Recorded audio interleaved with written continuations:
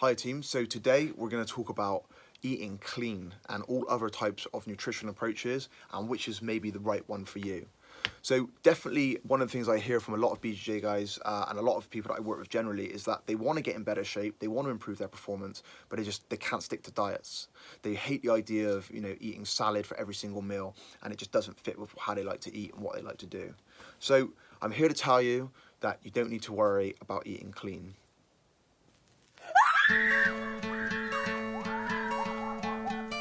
So, eating clean, guys, is kind of the idea that certain foods are healthier than other foods, and then certain foods are, by their very nature, kind of dirty, unclean, etc. I want to try and move you away from that mindset. I don't think it's a healthy mindset when we talk about nutrition, and all I'd advise you to do is think of foods as more or less nutritious. Yes, there's going to be some foods that are, single ingredient, things like vegetables, lean meat sources. You know the kind of food that I'm talking about, guys, that maybe have a higher nutrient level than something processed like chocolate.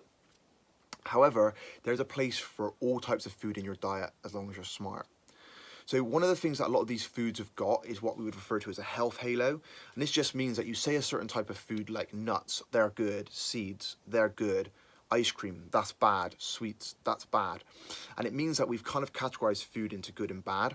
And when we are being good or when we're being healthy, we're eating food from column A. And when we're being bad or we're off plan or we're cheating, we're having food from column B.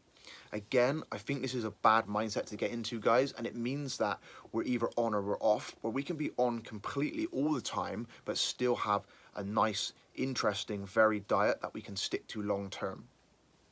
So, one of the things that straight away is worth illustrating is that if you pick two foods, let's just say celery for sake of arguments and ice cream, most people would go, well, celery's kind of healthy, ice cream's kind of bad for you. But one of those foods would keep you alive. One of those foods has a decent amount of calories, it has a decent amount of fat, protein, and carbs, and one of those foods will not keep you alive. Can you guess which one? You got it, right? Ice cream would actually keep you alive. It's actually got a pretty good balance of stuff in there. Now, if you eat ice cream for every meal to excess all the time, it's not going to be great for you. But the same could be said for celery. That's not going to give you much benefit either. So what we need to look at is how we structure our nutrition and how we can use a bit of all of these foods to get the best possible approach.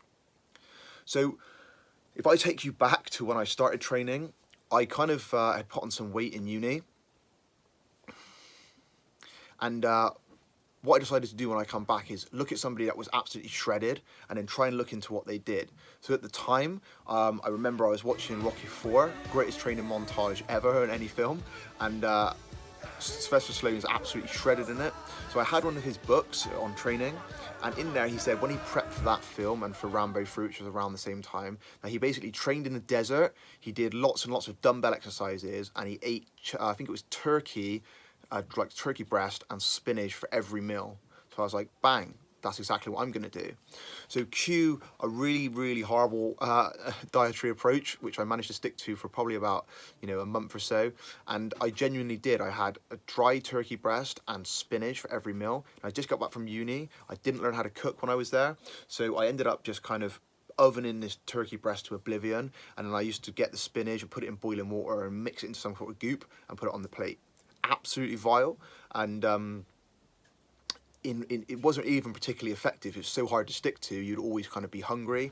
I lost some weight, but ultimately as soon as you stop, you've probably had this yo-yo effect, you start to go back to bad habits.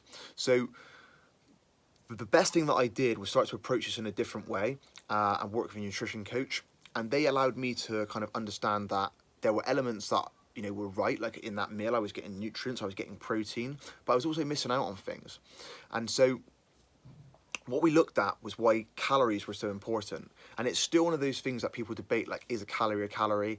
A calorie is a calorie, okay? A calorie is a unit of energy, guys, and all it is used is basically energy expenditure in the body, heat expenditure normally.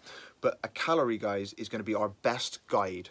So basically it comes down to what we call the first law of thermodynamics, and it is applicable to closed systems, I should say. So some people argue that human being's body is not the same as a closed system, but every single study that we've got show us that calories are the best system that we currently have for understanding energy expenditure and energy balance in the body.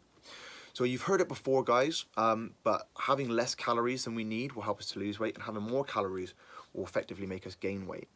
But what are calories made up of? Well, calories normally are made up of something that we refer to as macronutrients, and these come in the form really of protein, fat, and carbohydrate. So each one of those constituents will have a certain amount of calories per gram. So protein is 4, carbs is 4, fat is 9. So realistically, we've got this framework of calories and macros, and what we can do is we can balance these to reach a certain target. So once you know roughly how many calories you need a day to maintain your body weight and to maintain your current body composition, removing from that number will help you to lose weight, and adding to that number will help you to gain weight. Now, depending on what we're doing training-wise will more determine whether we're going to hold on to muscle and lose fat, and also gain a decent amount of muscle for any particular fat gain as we add calories in. So how do I do this? Well, I'm going to give you some simple ideas, guys. The ideas of calories and macros is something that I would really recommend that you get guided through by a coach. It's individual to everybody.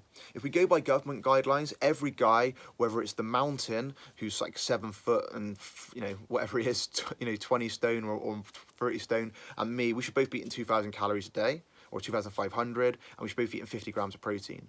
Well, that's probably not right for either of us, and certainly with that difference in body size and different in goals, difference in training, that's not going to be applicable. So how do we find what's right for us? That's why I think coaching on that element is really important. But what can you do right now?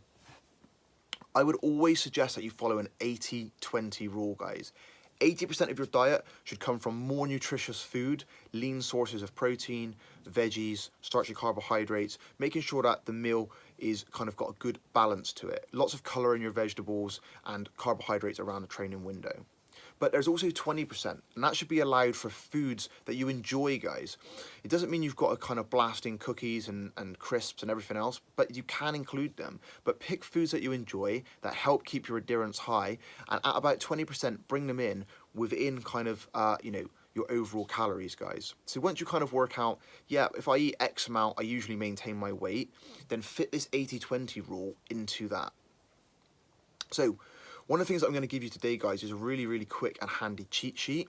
And this will allow you to structure your meals without thinking. Because I'm sure right now you're saying, that's, hopefully really good information, but how do I know how much protein, how many carbs, what fat, etc.? It is important at some point to get specific numbers, guys.